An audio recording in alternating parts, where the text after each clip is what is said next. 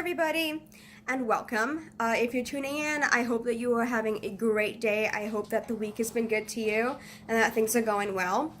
I am dressed like this because as a doctoral student in clinical neuropsychology, the majority of the work that I do is at hospitals, so I dress appropriately. And I just thought I would get home and make this video real quick because I'm really excited about it, so let's go. So I wanted to make this video because, well, yesterday on May 6th, the Spider-Man Far From Home trailer dropped. And the spoiler ban has been lifted. The spoiler ban, what I mean is Avengers Endgame. So the spoiler ban that was in effect for Avengers Endgame was officially lifted by the Russo brothers on May 6th. Which means that we can talk about it and we can discuss it. And it's important to do so because for some people it might have been a little more emotional, especially if people invested a lot of time and effort, love, and care into the characters. And it's been an incredible, incredible journey over the past 11 years.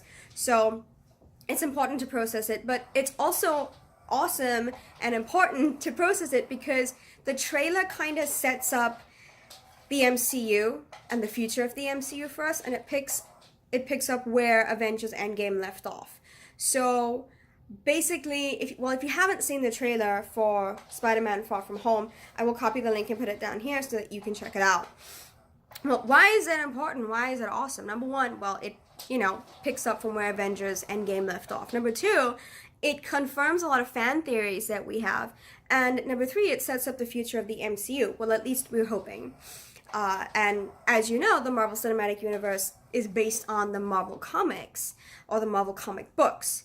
So there's going to be some tie-in. So basically what we see in the trailer, in this brand new trailer, is that Peter Parker, or Spider-Man, meets Mysterio, who is a supervillain. And in the previous trailers we see Mysterio flying around, fighting bad guys, basically. Well, the elements, for that matter. But we also see Nick Fury talking to Peter Parker, and one of the things that we learn is that Mysterio is from Earth, just not our Earth, or from our time, which means that the events that took place in Avengers Endgame, and if you haven't seen it, I'm sorry, but the spoiler ban has been lifted, and I really want to talk about this. Basically, all the events that took place in Avengers Endgame with regards to the Infinity Stones has caused some level of rift in time within reality and the dimensions. And we see that being spoken about by the Ancient One, and she warns Bruce Banner about it. Well, why is this important? Why is it awesome? And why is it exciting to talk about? Because it sets up the rest of the MCU in a really, really, really cool way.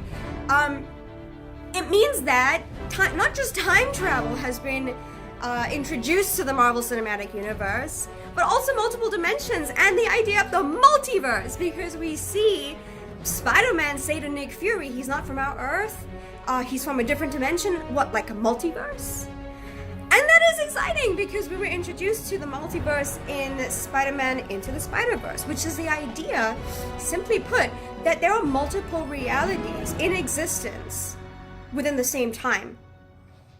And there are variations, which means that, for example, if you haven't seen Avengers Endgame, again, I am so sorry, but for example, in the universe now, and as we sit in this timeline, well, in the future, in 2023, Captain America has become Old Man Steve, and given up the shield. But in a different reality, within a different universe that's currently still taking place right now, the idea behind that would be, in an alternate reality, Tony Stark is actually a woman, and she's married to Steve Rogers. And if you don't believe me, go ahead and look up the different realities of the Tony Starks, or at least the Starks, or at least Tony Stark, and you will actually find them in the comic book series. Tony Stark, in one universe, is a female, and is married to Captain America, or Steve Rogers. So, yeah, it's kind of cool, because it means that we'll finally have the multiverse. So it means that we'll finally have the multiple realities. So, well, that was a side note on the whole Tony Stark, Captain America thing, and that just speaks to the fact that they have a very close relationship, Tony Stark as well as Natasha Stark. So with that said, why am I saying all these things? Why am I talking about it? Well, if we have time travel introduced into the Marvel Cinematic Universe, we have multiverse included and introduced, or the multiverse theory and the idea that there are multiple dimensions, well, it kind of sets it up for Secret Wars, or at least the 2015 reboot of the series Secret Wars. And why is that super awesome and super cool, and why am I so super excited about it? Because it introduces a whole ton of new characters, a whole bunch of amazing Marvel superheroes and supervillains into the universe, into the current universe, which means that we'll have more X-Men. We'll see way more of the X-Men included in the Marvel Cinematic Universe. We'll see the Fantastic Four included in the Marvel Cinematic Universe. We'll see characters like Doctor Doom. It's just super, super exciting. And it kind of sets it up for the idea of the Secret Wars.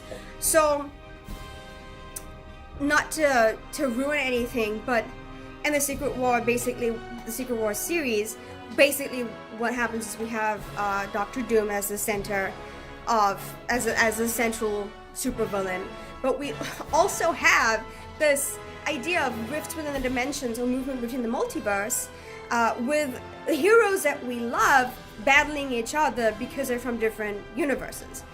Well, why is that super important? I keep saying why? Well, why? Because why am I talking about it? Because it means super awesome. This is super awesome, but it means that some of the characters that we've lost, that we miss, that we haven't seen, characters like Vision, to spoiler, characters like Captain America, characters like Iron Man, Black Widow, Quicksilver. It means that within different realities, within a different universe that is relevant to the multiverse, that is taking place, that is relative to the time and the space that we're in, it means that we could see them in the future. It means that we could see them come back, whether it's cameos or whether it's as an Iron Man from a different time, from a different universe.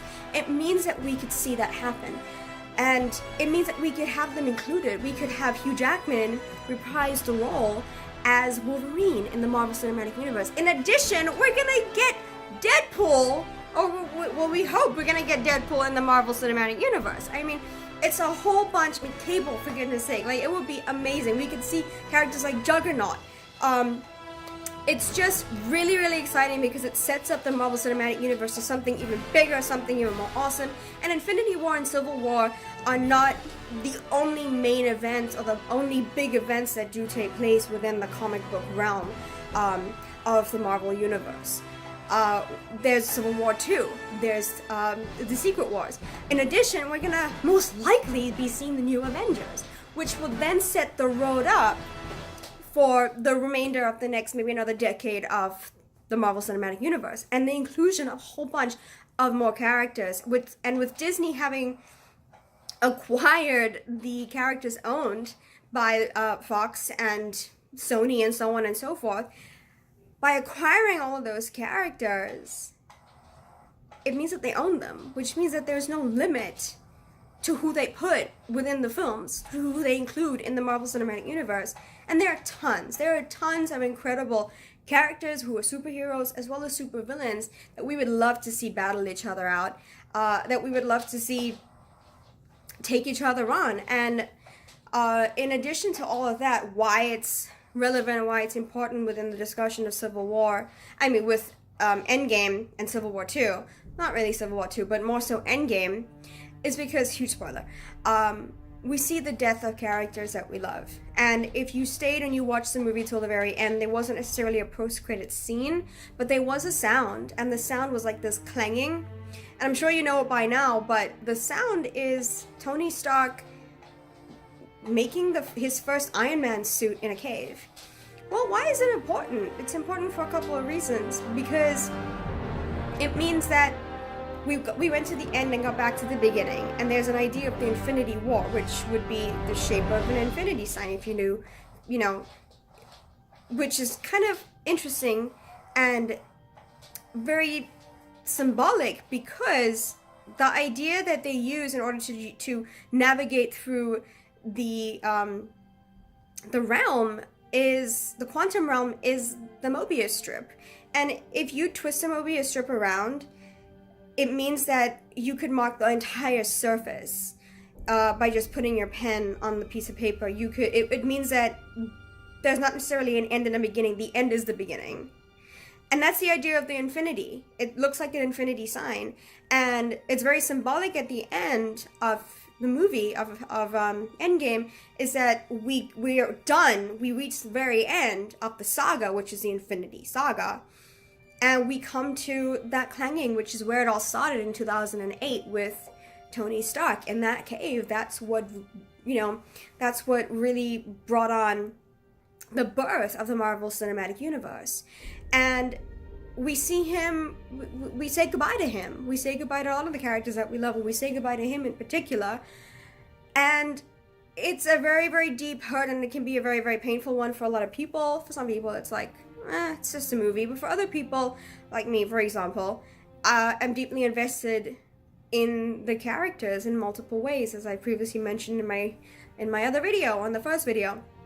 So the idea that we have the multiverse, and with the idea that we have created rifts or branches within the reality, and we have the multiverse, we have multiple realities, and the way that they set up the ending with Captain America in Avengers Endgame, and the very, very end with the clanging sound, it kind of all comes together. Well, you're probably saying, how? It means that it's as though as an infinity loop, or as though it's like a Mobius strip, where there neither is a beginning nor an end. And it means that even though they're gone, they're not really gone, because they're always within that loop. And there's different points at which we can visit them. But more so than just that philosophical symbolic element, having the multiverse means that they're not actually gone. They're not truly gone. The characters that we have loved and lost are not truly gone. It means that within that reality, they are still in existence. They are still there. They are still being the heroes, just in a different way, just not necessarily as we have come to know. And that's a really inspiring, really heartwarming, an understanding or a way to experience the MCU and what's coming, as well as to a great way to commemorate the memories of these characters that we've grown to love over a decade, because they're never actually gone. And if you do read comic books, or if at least you've watched animated series, or you really have enjoyed the movies and so on and so forth, you'll know that even though the series might end and there may be a death of a character, within a different timeline and within a different series, within a different narrative, which usually takes place in a different time, in the future, in the past, or at the same time within a different type of reality, that character is still alive. And that character is still going, and that character is still doing the superhero things that they're doing. And they're never truly gone. And so I think that that's a really inspiring, really beautiful way to end the Infinity Saga and set up, well, technically it's not the end of Phase 4. Technically, Spider-Man Far From Home is the end of this phase anyway, but it sets up the rest of the MCU. But it also commemorates and pays great tribute to the characters that we love, to the characters that we've come to love, to the characters that we don't want to say goodbye to, the characters that have been inspirations to us. It means that they're always there. So in a way, it is an Easter egg, and it's a clue to what is hopefully going to be set up, but it's also a really beautiful way to say they're never really gone. They might be gone here within this timeline or within this reality, but the beautiful part about the comic books is that they're never really gone. They're never truly out of existence. And it's just a real beautiful way of tying it into the multiverse, where at this point in time, they're still existing. They're still alive. Iron Man is still out there. Captain America is still out there being Captain America as Steve Rogers, not as Bucky Barnes or as Sam Wilson.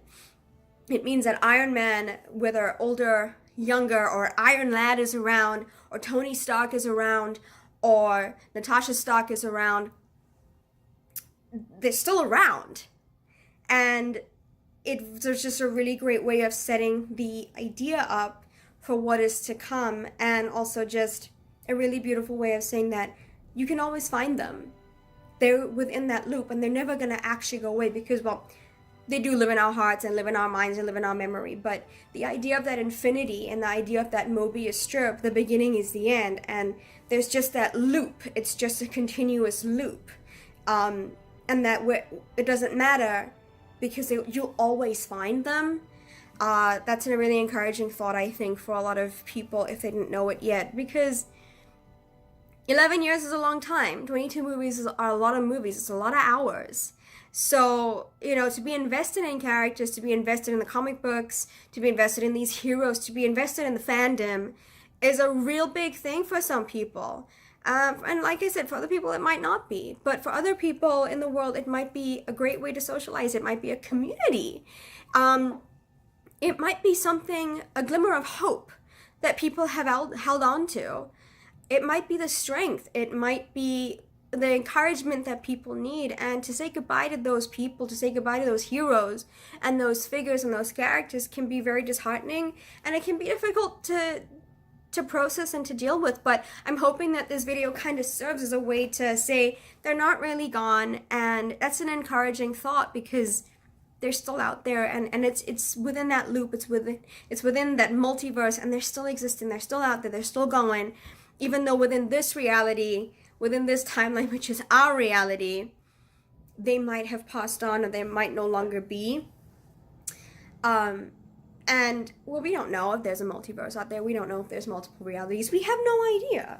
Some people believe that they do. Some people believe that they don't. I don't know. I couldn't tell you, but I guess I'm more hopeful and fantastical in my thinking that I don't want to say goodbye to those characters. I don't want to say goodbye to those heroes that I love so much. And so the idea that they're still around and that there's a multiverse, that there are different dimensions, that there are different realms or dimensions of reality that exist where my heroes are still alive, it's a pretty encouraging thought, and that means I don't have to necessarily say goodbye. And I think that that's super encouraging and it's super awesome, and I think that the Russo brothers did an incredible job at putting those pieces in, putting in those symbols, and making it even more meaningful. Such as I Love You 3000. At the end, the culmination of all the hours of the MCU movies from Iron Man up until Spider-Man Homecoming is 3,000 minutes. So, which is kind of awesome, but they're rich enough that I Love You 3000, I Love You Tons and I Love You 3000 actually apparently came from Robert Downey Jr.'s daughter, I think. Or one of his children, one of his kids, but there's a culmination and there's a symbol attached to it. And Robert Downey Jr. was in Spider-Man Homecoming. So it's really beautiful. It's filled with symbolism. It's filled with philosophical elements. It's filled with so much beauty. It's filled with so much goodness and so many good things that I hope that the loss doesn't outweigh the good and doesn't outweigh the good feelings and the good memories and the potential and the possibility for those characters to be revived and for the potential and the possibility for them to come back in. The actors are not dead. The characters have passed on, but that's just it. Within other realities and within the multiverse, they're not gone at all. They're still with us, and they do live in our hearts and they do live in our minds, and by being our own heroes, we can strive to keep those memories alive. So, take it or leave it for whatever it is. It might be over philosophical, it might be over psychological, it might be over analyzed, but that's my spiel. And I really hope that it gives you a little bit of inspiration and hope and dampens the enormous feeling of loss that we've experienced together as a community and as fans. So yeah, that's my spiel, and I will post more stuff. You can find the link to Spider-Man Far From Home, the new trailer. I hope you guys have a great week, and I'll chat with you soon. Bye!